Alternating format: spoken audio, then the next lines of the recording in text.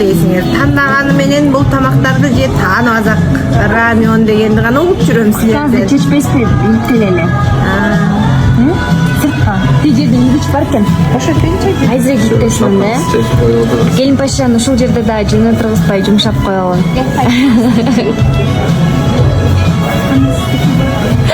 Мен келип койгом.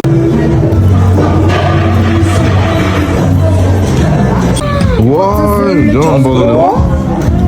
Bunlar продукттар Өлө чоңго, мен кичинке болот деп койбой калсам деп өлө кузат болуп аткам да.